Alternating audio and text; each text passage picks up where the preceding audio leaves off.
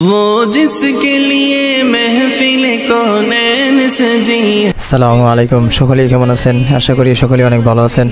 আজ আমরা কিশোরগঞ্জ সেই ফয়জু মেম্বার ভাইরাল সেই জায়গায় যাওয়ার জন্য যশোদল বাজারে আসলাম।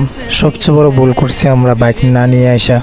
এখানে মনে করেন মিশিগুলা রিজার্ভের জন্য কথা বলছিলাম, তারা 200 টাকা 250 টাকা 300 টাকা বলে, কিন্তু অথচ ওই জায়গাটা এত ভাড়া না।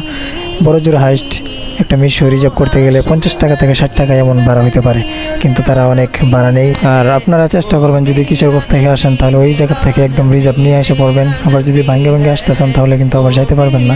ওই জায়গায় গাড়ি একদম সংকট, ভিতরে সামনে রাস্তা ভালো না, তো ওই জন্য গাড়ি যায় না।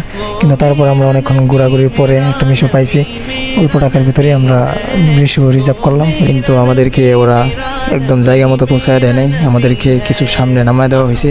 হাফ কিলোমিটারের মতো রাস্তা, এতটুকু দূরে আমাদেরকে নামায় দেওয়া হয়েছে, কারণ ওইদিকে রাস্তা একদম খারাপ, মানে একদম বাজে রাস্তা। ওই জায়গাটা যেমন সুন্দর, কিন্তু ওইদের রাস্তাটা এত সুন্দর না, বুঝছেন। রাস্তাটার দিক দিয়ে খুবই খারাপ লাগলো, অনেক কষ্ট করে গেলাম। তারপর আমাদেরকে তারা সামনে নামায় দিয়েছে। নামায় দেওয়ার পর এখান থেকে আমরা হাইটে গেছি। আর সত্যি কথা বলতে ওদের এলাকার মানুষ সত্যি খুব ভালো। আমরা এখান থেকে নামে আমরা কিছুক্ষণ হাঁটছি, হাঁটার পরে সামনে মানুষের কাছে জিজ্ঞাসা করছি ফাইজু মেম্বারের বাসা কোথায়। তারপর মানুষ আমাদেরকে দেখাই দিয়েছে, আমরা সামনে আগাইছি। কিন্তু ওই জায়গার রাস্তাটা একদম বাজে, বুঝছেন। চলাফেরা করতে গেলে অনেক কষ্ট করে, মানে তারা যে বাজারে আসে এত দূরে এতটুকু রাস্তা কীভাবে আসে? রাস্তা তো মাটির রাস্তা, বৃষ্টির দিন একদম বাজে অবস্থা থাকে। কিন্তু আমরা কিছুক্ষণ হাঁটার পরে আমরা জায়গার মধ্যে এসে পড়লাম। ওই যে এখানে দেখা যায় সুপারি গাছ, প্রথম আমরা চিনি না, কিন্তু সুপারি গাছগুলো দেখে আমরা চিনতে পারছি না ওটাই হবে। তারপর আমরা সামনে একটু আগানোর পরে আমরা দেখতে পাই ওইটাই ফাইজু মেম্বারের বাড়ি।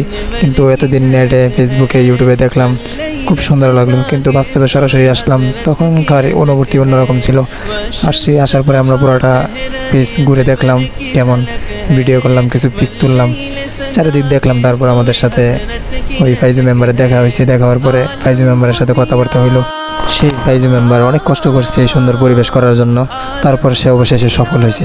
কিন্তু যাওয়ার পথে একদমই গাড়ি পাওয়া যায় না। আমরা খুব কষ্ট করে হাইটটা আমরা ওই বাজার পর্যন্ত গেছি, ওইখানে যাওয়ার পরে আমরা গাড়িতে উঠছি।